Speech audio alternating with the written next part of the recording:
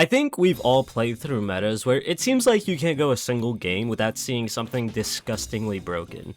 And you pray that the developers are able to hotfix nerf the atrocity and move on, but sometimes, just sometimes, the developers don't fix it, and the result is always the same. One strategy becomes so dominant that the entire game warps around it, and you either play the meta or you lose. Today, I wanted to look at a few instances where these metas dominated their respective games to the point that they became notorious in gaming history. So let's get into it. So you might have heard of the Goats meta, but did you know that there was actually a team named that? You see, they were an unsigned roster playing in the open division, basically the lowest tier of competitive Overwatch, and they had flown through North American trials, barely dropping a game, and then 3-0 NRG, who was a well-known professional team, and everyone was watching this going like, what the hell are they at running? You see, they were running 3 tanks, 3 supports, and 0 DPS, the composition that would become notoriously known as Goats. It was Reinhardt, Zarya, D.Va, Bridget, Lucio, and Moira, and it was a composition that looked like it really shouldn't work at the time, but was basically unkillable. I mean, the idea was insultingly simple. You group up, you walk forward, you isolate one enemy, and you delete them. There wasn't really any flanking, not a lot of coordination. I mean, you were just holding W, and it worked because nothing ever died.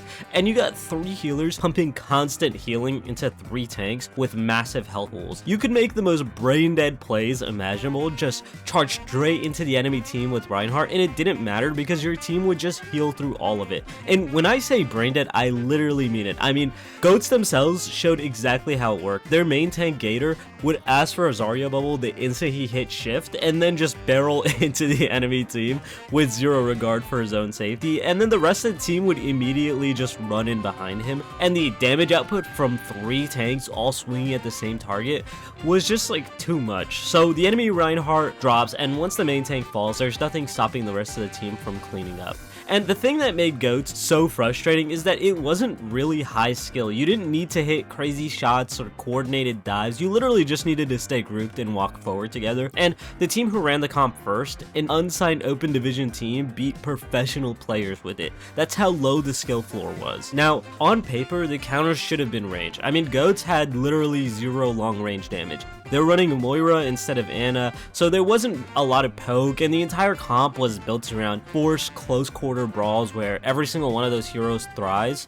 So in theory, you run a Pharaoh with a Mercy pocket, and you keep your distance and you use splash damage, and you just kite them forever, right? But early on, this kind of counter worked. So in Season 1 Overwatch League Grand Finals, the London Spitfire ran a Pharah into Philadelphia Fusion's Goats variant, and Birdring was just picking off supports from the sky, and Fusion's D.Va tried to contest it but ran out of fuel, and the lack of fuel was kinda fatal. So that was Season 1, but by the time the comp had been iterated on for months, the team figured out how to use the map to close a distance before the fight even started, and they learned exactly when to engage and when to back off. And suddenly Pharaoh wasn't the answer anymore. Pair that with different variants of Goats that were better at countering ranged answers, and it was a disaster. And then Season 2 of Overwatch League started in 2019, and Goats wasn't some like gimmick, it was literally like the only meta for years. Been some of the things that Outlaws fans have been waiting for is a good tracer player on Houston. It's Jake on the far. This combo's worked well for them before, but as soon as they see the defensive setup, they will just simply swap it away. Crucial time lost here for the Outlaws. For the entire first half of Overwatch League Season 2, every single team was running some version of Goats. Every match, every map, there wasn't an escape from it just because of how powerful this thing was. Pro DPS players, some of the most skilled and entertaining players in the league, were being benched or forced to learn Zarya. Imagine one of the best DPS players in the world, the best Genjis and McCrees and Widowmakers, and your coach tells you you're playing off tank now. I mean, it was so detrimental to both the esports of Overwatch and the game as a whole. These guys who built their career on flashy plays and insane mechanical skill were now holding right click and Zarya bubbling, which, don't get me wrong, there's definitely skill to it, but there was no variety in what viewers and players were doing or watching. I mean, viewership completely tanked and fans were bored out of their minds. Casters were running out of ways to make both teams walk at each other and press Zarya bubble exciting, and the most entertaining league in esports at the time had become extremely boring overnight. It got so bad that Blizzard did something drastic. They introduced role lock. It was a hard rule forcing every team to run 2 tanks, 2 DPS, and 2 supports, and they literally changed the fundamental structure of the game to kill this specific composition, which is kind of crazy because there were so many other ways to solve this. Like, you could have added hero bans like Marvel Rivals had done on its release, and I mean, that's like such an intuitive thing to think about, or even just nerf Brigitte, who was a pretty central piece of the composition, but it was definitely just an issue that took way too long to solve. And just think about that. One comp from one unsigned team was so dominant that it forced the developers to introduce role lock, which now is kind of looked at in a weird way. It's almost like, do we really need role lock? But at the time, it was viewed as absolutely necessary because of how dominant Goats was. I mean, it did work. Goats did definitely decrease and almost die with the introduction of role lock, but a lot of the fans who tuned out during Goats, they didn't really come back, and it led to a severe decline in the viewership for Overwatch. Alright, so if you played League in 2015, you already know where this is going. The Juggernaut update. You see, Riot took 4 champions, Mordekaiser, Skarner, Darius, and Garen, and reworked them into a new class of powerful, tanky melee carries. And it was an absolute disaster. So let me start with Mordekaiser, because this one is truly unhinged. Riot decided that this melee AP mage, a champion who had always been played in a solo lane, should now be a bot lane carry. As in, you should replace your marksman ADC with Mordekaiser in a duo lane against ranged champs. So they gave his W a passive that let him get full experience from minion kills, even while sharing a lane with a support. And I'm not exaggerating here, their own announcement said that Mordekaiser would always hit level 6 way before his lane opponents. But that's not even the crazy part. I mean, this concept has kind of been introduced now with champions like Nihila. The crazy part is they changed his ult so that if Mordekaiser damaged a dragon and it died, he would enslave its soul as a controllable pet. And the dragon ghost had the dragon's full stats plus Mordekaiser's bonus AD, and it had a global leash range. You could literally split push from the other side of the map with a dragon following you around. And one streamer watched a rework and said, "This is the worst thing I've ever seen in my life." It was unbelievable how they thought this was a good idea, but that's just the start of it. Then there was Skarner. So this guy was so overtuned on release that he hit a 65% win rate, and depending on what stats you are looking at, as high as 74%. There was a post on the League subreddit where someone announced they'd actually managed to win a game against Skarner, and one of the top comments just asked if Skarner had gone AFK. A Rioter came out and admit he was released at the strongest state we've seen a character pretty much ever. In a game that had release Xin Zhao, that's saying a lot. And Darius, he became a pentakill machine with his new Blood Rage passive, over 90% ban rate, the highest in his entire history. And now here's where it gets really bad. This patch dropped 1 month before Worlds 2015. 1 month.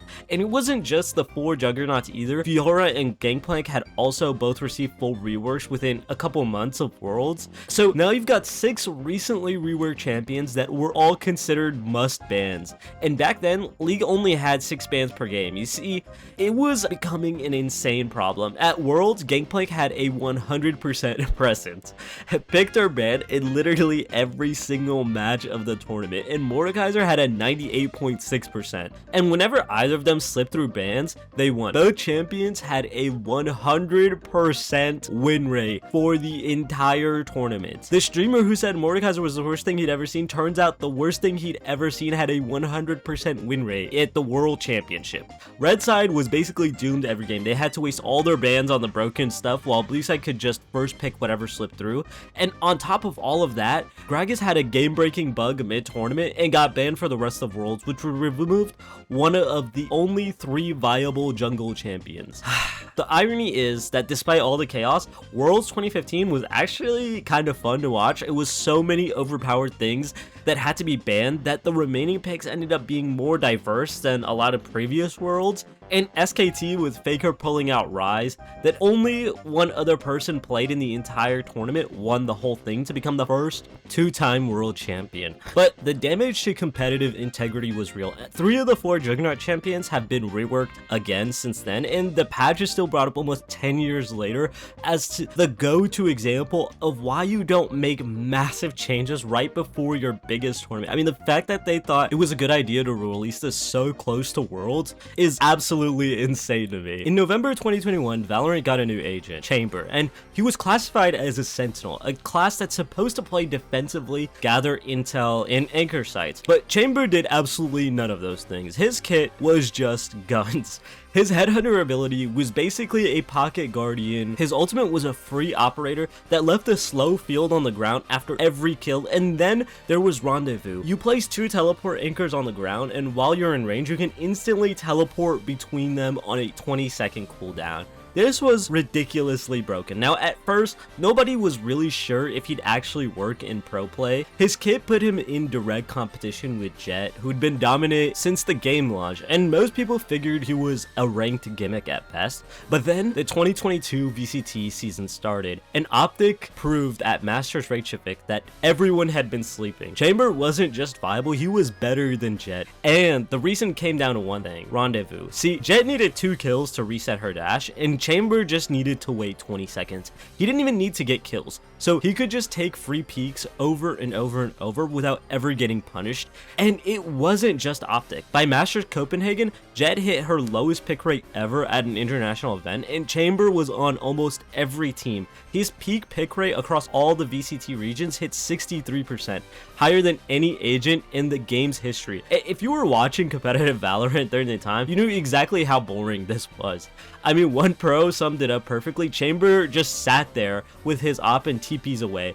It was pretty much it. It was so strong but so one-dimensional that it made the game so boring, and the collateral damage was massive because Chamber could do the job of both a sentinel and a duelist. The actual sentinels, Cypher, Killjoy, Sage, they became niche picks at best, and one agent single-handedly made an entire class of characters irrelevant. For nearly an entire year, Chamber warped competitive Valorant around himself. Riot finally hit him hard in August 2022 with the increased cooldowns and costs across his entire kit. But by that point, a full year of the game's competitive scene had already been defined by this one agent with a teleporter and free weapons. It was disgusting. So every other meta on this list was hated because it was boring and broke the competitive balance. But Bayonetta is here for slightly different reasons. You see, she didn't just break the game, she almost ruined the lives of the people who played her. And here's what makes it so ironic. Fans actually voted for Bayonetta to be in Smash. Nintendo ran a fighter ballot, and she was the #1 pick worldwide. I mean, people were genuinely excited when she got announced, and that excitement would not last. You see, within days of her release, players figured out what she was actually capable of. Zero picked her up, played her for a few days, and then proceeded to beat everyone at a major Japanese tournament. No character in the history of Smash had ever been that easy to pick up and immediately dominate with at that level. You could learn her in a few days and win a major. That's how disgustingly broken she was. Now, Smash 4 had seen strong top tiers before, but Bayonetta was something else. She was incredibly fast, had an insane recovery, and her witch time mechanic made it extremely risky to even attack her. But what really made her broken was the one-touch kill combo. From almost anywhere on screen, you land one confirm and the other player was dead. It was amazing offense, amazing defense. There was no weaknesses, and if you wanted a free win, you picked Bayonetta and everyone knew it. Pros, casuals, it didn't matter. So Nintendo nerfed her in 2016, and for a while people thought the nerfs actually worked. Some players dropped her entirely, saying she wasn't even top 10 anymore, but at the top level, the nerfs didn't really change much. Casuals couldn't cheese you to death as easily, sure, but pros could kill you for breathing in their general direction. She was still the best character in the game, and patches had stopped coming. There was no more hope, and fast forward to 2018, a year and a half after her last nerf, Bayonetta was still dominating tournaments. players were so frustrated that some regions were seriously considering banning her outright. But the hate isn't just directed at the character anymore, it's directed at anyone who even played her. If you picked Bayonetta, the crowd booed you. People in the stands would cheer when you lost. It didn't matter if you were new to the scene or an established pro, the community treated Bayonetta players like villains. Not because they talk trash or because they were bad people, but because they picked a top tier and wanted to win because of how powerful Bayonetta was. And then came EVO 2018, the last EVO for Smash 4. Two of the best players in the world couldn't attend that year, which left the tournament wide open. 3 Bayonettas made top 8, and 2 of them, Captain Zack and Lima, made it all the way to the grand finals, where it was a Bayonetta versus Bayonetta at EVO. In grand finals, most of the crowd left, and from the start the match fell off. The players were joking around between games, and it looked more like a friendly at someone's local than grand finals of the biggest tournament of the year. And when Captain Zack accidentally self-destructed, Lima gave him a homie stock, losing the life on purpose instead of just taking the advantage. This is at grand finals in EVO, and then it got worse. Both players just stopped playing. They stood there charging Bayonetta bullets, doing nothing for almost 2 minutes. The only reason they started playing again was because an EVO tournament organizer physically walked over and warned them that they'd both be disqualified for stalling. The community was furious. People said they ruined EVO, and because this was the last major Smash 4 tournament before Ultimate came out, for lots of fans, this was how competitive Smash 4 ended. 2 Bayonetta players barely playing the game at the biggest tournament of the year. This was the legacy of Bayonetta. In the months after, a lot of high-profile Bayonetta mains just retired, not because the game was dying, even though, I mean, it was, but because they couldn't handle the hate that came with picking the character. And when Ultimate launched a few months later, Nintendo had clearly learned their lesson, and Bayonetta was nerfed into the ground. She sits in the lower tier of most tier lists now, but the damage was already done, and Bayonetta didn't just break the meta, she broke the entire community of Smash 4. So what is it about broken metas that make them stick with us? I think it's because they expose something about competitive games that we don't like to think about. We want to believe that the best player wins, that skill is what matters, that if you're good enough, the meta doesn't matter. But these 4 metas prove that's not always true. Sometimes the game itself gets in the way, and sometimes the developers break something and don't fix it. Sometimes one strategy is so dominant that skills become secondary to whether or not you're willing to play the broken thing. Goats didn't reward the best aim, Juggernaut didn't reward the best preparation, Chamber didn't reward the most creative team compositions, and Bayonetta didn't reward the most technical player. They all rewarded compliance and playing the meta or losing. And that's what makes players so angry. It's not just that the meta is broken, it's that the meta takes the thing that made the game worth playing in the first place. The good news is every one of these got fixed eventually, and the bad news is it took way too long every single time. Let me know in the comments which broken metas you lived through. I know some of you guys still have nightmares. Like and subscribe, and thanks for watching.